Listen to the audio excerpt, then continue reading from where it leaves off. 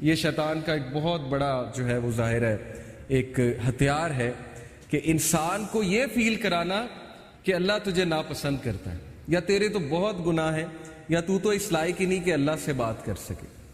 تو اللہ سے دوری، اللہ تعالیٰ سے انسیکیورٹی اور اللہ تعالیٰ کے بارے میں بدگمان ہونا، جیسے اشفاق احمد رحمہ اللہ کہا کرتے تھے نا کہ زندگی میں ہر حماقت کر لینا، لیکن کبھی یہ حماقت نہ کرنا کہ اللہ تعالیٰ مجھ سے پیار نہیں کرتا۔ یہ زندگی کی سب سے بڑی حماقت ہے۔ تو اللہ کہتے ہیں کہ لٹل ڈو یو ریمبر، تم لوگ یاد دہانی نہیں کرتے، تم لوگ یاد نہیں کرتے کہ میں ہوں کون۔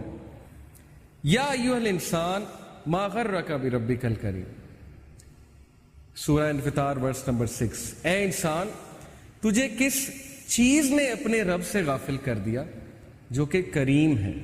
کریم سے مراد ہے جنرس ہے۔ اور پھر اگلی آیات میں اللہ کہتے ہیں اس نے تجھے بنایا، فیشن کیا، پروپورشن کیا، تجھے شیپ دی، جس طرح اس نے ول کیا تجھے شکل دی۔ جب ماں کے پیٹ میں تو تھا تیری حفاظت کون کر رہا تھا؟ اللہ سبحانہ و تعالیٰ کر رہے تھے۔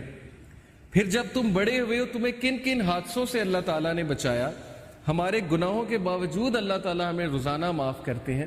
تو کس چیز نے غافل کر دیا اللہ سے تم ہر انسان سے امید لگاتے ہو لیکن اللہ تعالیٰ سے تم بدگمان ہو۔ تمہارے پاس ہر چیز کا ٹائم ہے لیکن نماز پڑھنے کا ٹائم نہیں ہے۔ اور کتنے منٹس لگتے ہیں؟ 15 منٹ اگر آپ ایک نماز کے لگا لیں، اگر اچھے سے پڑھی جائے تو 75 minute, 75 minute divided by 14، 40 minute ہوتے ہیں ایک دن میں، 24 گھنٹے میں 1440 75 کو 1440 سے ڈیوائیڈ کریں، شاید 6-7% بنتا ہے۔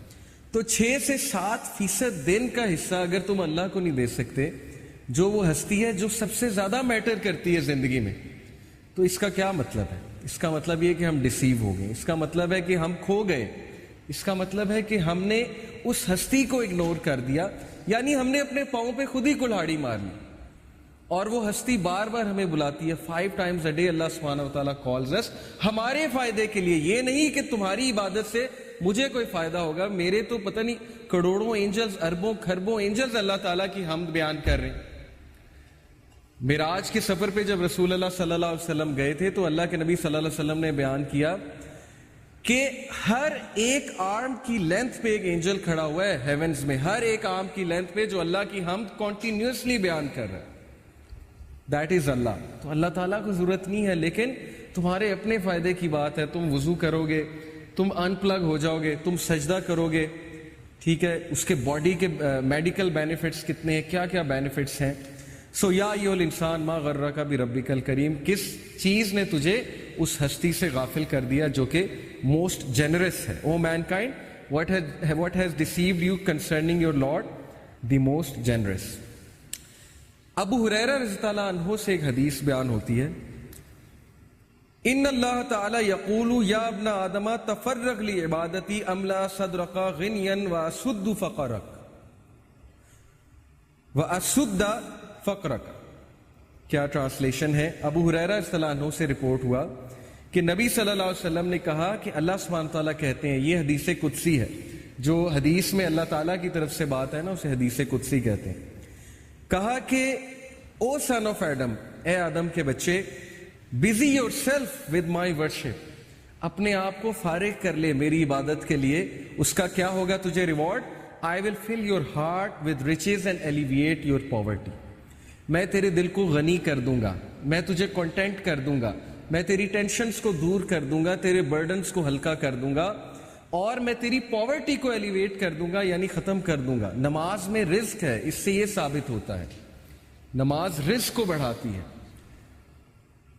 تو دیٹ حدیث از سو ٹچنگ ٹو می، یہ میں نے جب سنی تھی اٹ ٹچڈ می سو مچ کہ ہم کتنا فارغ کرتے ہیں اللہ کے لیے اپنے آپ۔ ہمارے پاس دنیا جہان کی چیزوں کا ٹائم ہے، لوگوں سے ملنے کا ٹائم ہے، ریلیٹیو سے ملنے کا ٹائم ہے، پرائیورٹی کی بات ہے نا۔ کچھ لوگ کہتے ہیں میرے پاس آپ کے لیے ٹائم نہیں ہے کیونکہ آپ اس کی پرائیورٹی نہیں ہے، لیکن ایک اور بندے کے لیے ان کے پاس ٹائم ہی ٹائم ہے، چاہے وہ جتنے مرضی بزی ہوں، وہ کسی نہ کسی طرح ٹائم نکال لیں گے، چاہے انہوں نے جم کرنا ہے، اسائنمنٹ کرنی ہے، پب جی کھیلنی ہے، جو بھی کرنا ہے، ایک خاص دوست کے لیے ان کے پاس ٹائم ہوگا، جو مرضی ہو جائے۔ لیکن جو پرائیورٹی نہیں ہے اس کو وہ ہمیشہ یہی جواب دیں گے کہ جی آپ کے لیے میرے پاس ٹائم نہیں۔ تو اللہ تعالیٰ کا وعدہ ہے کہ جو اپنے میری عبادت کے لیے اپنے آپ کو فارغ کرے گا تو اس کا رزلٹ یہ ہے کہ میں غنی کر دوں گا. اور غنی ہونا کیا ہے؟ یہ ایک پورا کانسیپٹ ہے, richness of the heart. Many of us are rich from our clothing, rich from our material outlook, but ہم میں سے کتنے لوگ اصل میں دل سے غنی ہیں؟ دل کا غنی ہونا کیا مراد ہے؟ Contentment, self fulfilment. بہت سے لوگ کنٹینٹ نہیں ہیں, بے چینی ہے اندر. ہر وقت جو ہے وہ اچانک سے بیٹھے بیٹھے سیڈ ہو جاتے ہیں, اچانک سے بیٹھے بیٹھے ایک ہالونیس چھا جاتی ہے, اچانک سے بیٹھے بیٹھے کھو جاتے ہیں. اوکے, یہ ہے دل کا غریب ہونا. اور دل کی رچنس کیا ہے کہ کم پہ بھی خوش ہو جانا, کانٹینٹ ہو جانا, تقدیر پہ کانٹینٹ ہو جانا, اللہ کے فیصلوں پہ کانٹینٹ ہو جانا, اللہ تعالیٰ کی ڈسٹریبیوشن پہ کانٹینٹ ہو جانا. اور دل کی رچنس سے یہ بھی مراد ہے کہ اپنے دل میں کوئی کجی محسوس نہ کرنا, کوئی ریجیڈیٹی محسوس نہ کرنا اچھے کاموں کے لیے. اب جب اچھے کام ہمارے لیے مشکل بن گئے, نیکی ہمارے لیے پہاڑ جتنی بن گئی, اور برائی ہمارے لیے اتنی آسان بن گئی کہ ہم برائی کرنے کے لیے رات الارم لگا کے بھی اٹھ جائیں گے. آئی نو دس, کہ ظاہر ہے کہ جب ایک برا کام کرنا ہوتا ہے تو اس کے لیے کچھ بھی ہو جاتا ہے. جیسے ایک دنیاوی کام کرنا ہو, آپ رات 2 بجے اٹھ کے بھی 4 بجے اٹھ جائیں گے, میں آپ کو گارنٹی دے رہا ہوں. پتہ لگے صبح کانسرٹ ارینج کرانا ہے, اسکول میں 5 بجے پہنچنا ہے, مینجمنٹ ٹیم میں وہ عاطف اسلم آ رہا ہے, اس کا کانسرٹ ہے, رات 2 بجے سو کے 5 بجے اٹھ جائیں گے. پرائیورٹی ہے نا, اور دنیا ہے. تو ظاہر ہے کہ جب نیکی مشکل ہو جائے, برائی آسان ہو جائے, تو پھر اس کا مطلب ہے کہ دل میں غربت ہے, دل غریب ہے, دل میں رچنس نہیں ہے, کنٹینٹمنٹ نہیں ہے. تو اگر آپ چاہتے ہیں آپ کا دل بڑا ہو, آپ کے دل میں رچنس ہو, تو فارغ کریں اپنے آپ کو, ٹائم نکالیں اللہ تعالیٰ کے لیے, اور پھر دیکھیں آپ کے مسئلے کیسے حل ہوتے ہیں.